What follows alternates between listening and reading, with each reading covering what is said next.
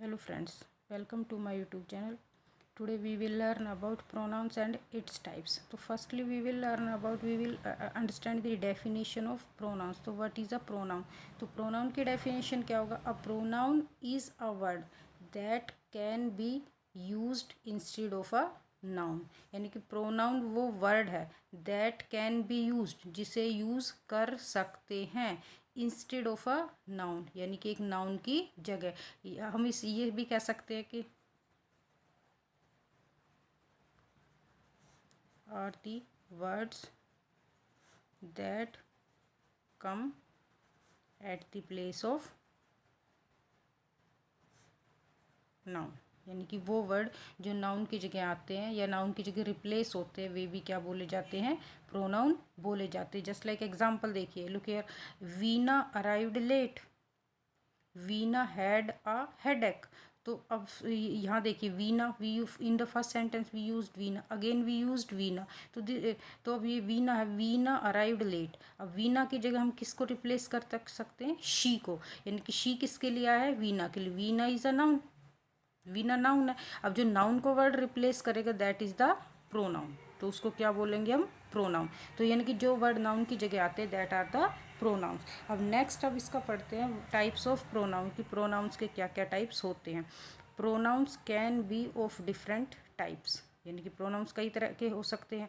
Some of them are personal, personal pronoun, possessive pronoun, reflexive pronoun, emphatic pronoun, demonstrative pronoun, interrogative pronoun, and last one is the relative pronoun. So one by one we will study about that. First one is the personal pronoun. Personal pronoun. So personal pronouns are used instead of noun for person or things. यानी कि वो noun जो person और things के लिए आते हैं. तो पर्सनल प्रोनाउन में हम अगर देखा जाए तो कितने, अगर नाउन को, अगर वो प्रोनाउन को हम वो की जाए तो कितने पर्सन्स में आते हैं? First person, second person and last one is the third person. तो फर्स्ट पर्सन कौन सा होता है? First person I and we.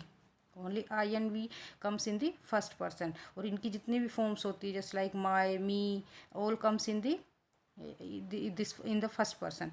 In the second person you, यानी कि you is the owner of the second person, यानी कि second person पे अधिकार किसका है? यू का. यू की जितने you, your, yours. And third person remaining comes in the third person, he, she, it, they. ये सब किस में आएंगे? आपके थर्ड पर्सन में आएंगे.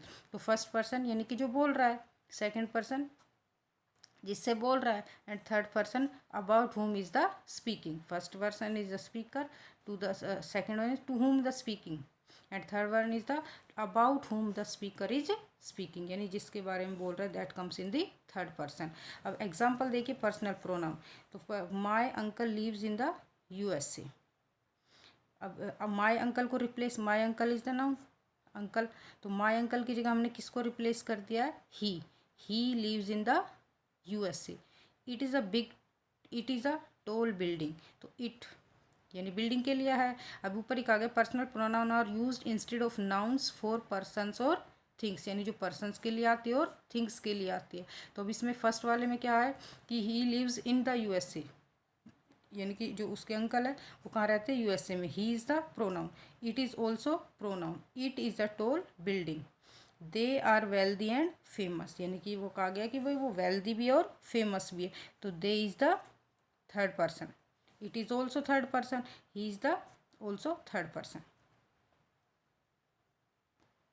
Also look here the example, I went to Gangtok last week. So I is the first person. You are a graceful dancer. You is the second person of pronoun.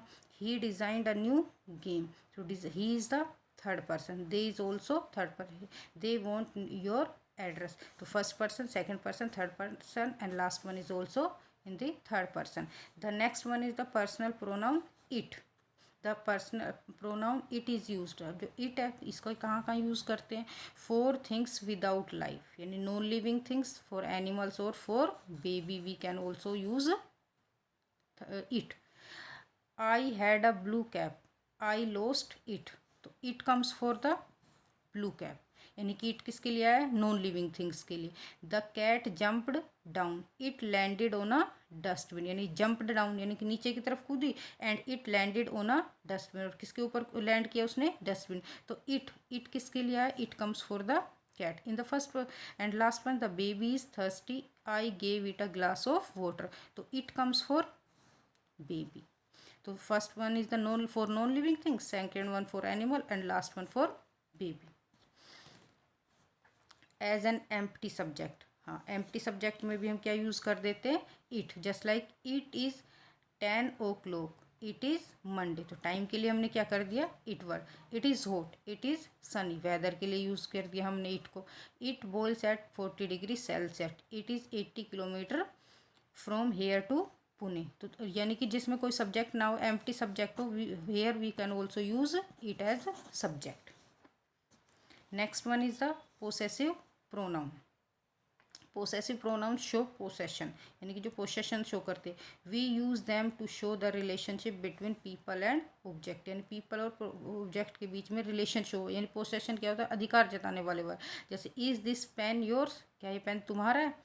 This is a Catherine, she is a cousin of mine, यानी कि वो किसकी cousin है, मेरी cousin है। तो यानी कि वो रिलेशनशिप शो कर रहे हैं। We use them to show the relationship between people and, यानी कि रिलेशनशिप बताने के लिए यूज़ करते हैं। Next one, whose jacket is this, this is his, यानी कि ये जैकेट किसकी है। दिस इज़ हिज, यानी कि ये जैकेट उसकी है। Is this Seema's book, yes it is hers, हाँ यह उसकी है। अब यहाँ पे एक टेबल दिया गया है जो पर्सनल प्रोनाउन और उनकी जितने भी पोसेसिव प्रोनाउंस है। जस्ट लाइक आई का mine, you yours, he his, she hers, it no possessive, it का इट ही रहेगा। वी यानी इट का पोसेसिव फॉर्म कोई नहीं है। We ours, they theirs.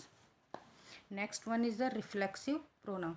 Reflexive pronouns are used as object of a verb when the action of the verb affects the subject.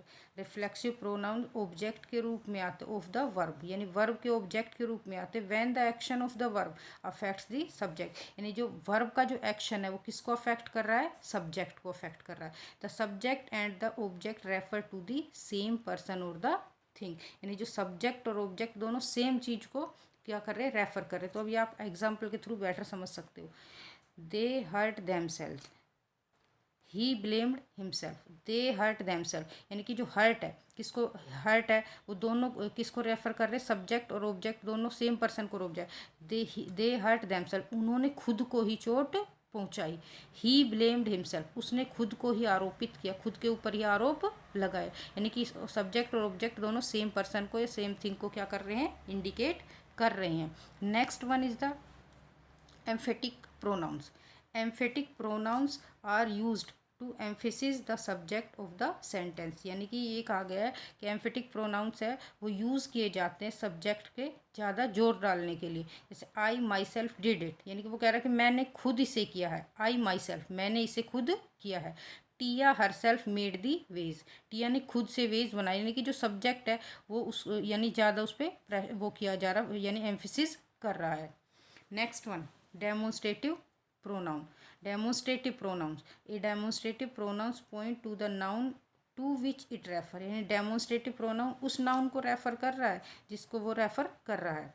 This that these दो, यानी कि चार ही होते, दिस एंड दिस दैट, और इन्हीं के प्लूरल फॉर्म होते these, and last one is the those, यानी कि दिस का प्लूरल फॉर्म है दीज, दैट का प्लूरल फॉर्म है दोज। दिस और दीज आते हैं फॉर नियर बाई थिंग्स, और दैट और दोज फॉर फार थिंग्स, यानी दूर की चीज़ों के लिए।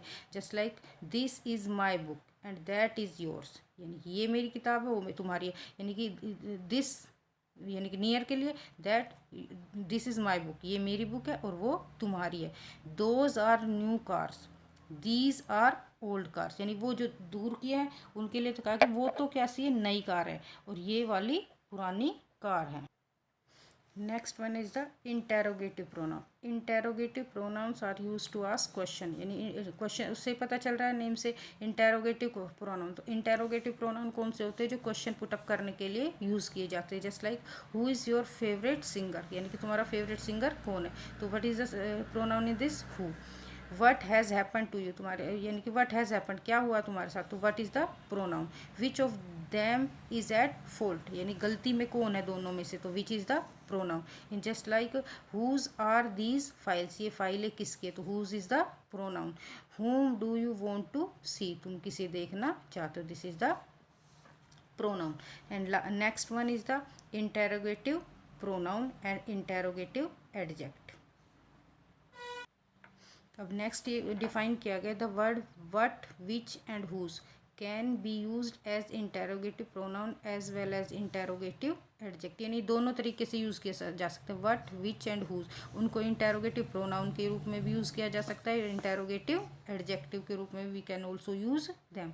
First one just like which is your desk, interrogative pronoun. Which desk is yours, interrogative adjective. यानी कि डिफरेंस क्या होता है, what's the difference between adjective and pronoun, यानी कि जो इंडिपेंडेंटली नाउन की जगह है वो तो आपका हो गया प्रोनाउन, और ये क्या क्या रहा है, डिफाइन, नाउन को डिफाइन कर रहा है. विच डेस्क, कि कौन सा डेस्क, तो यानी कि क्वालिटी बता रहा है, यानी कि इसको डिफाइन कर रहा है डेस्क को, तो नाउन को डिफाइन करने वाला हो जाएगा आपका adjective. Whose is this book, interrogative pronoun. Next one आएगा हुज बुक इज दिस, तो नाउन को, नाउन के डिफाइन कर रहा है, that is, this is the adjective. Next one, relative pronouns. A relative pronouns refer to a noun mentioned before it, यानी relative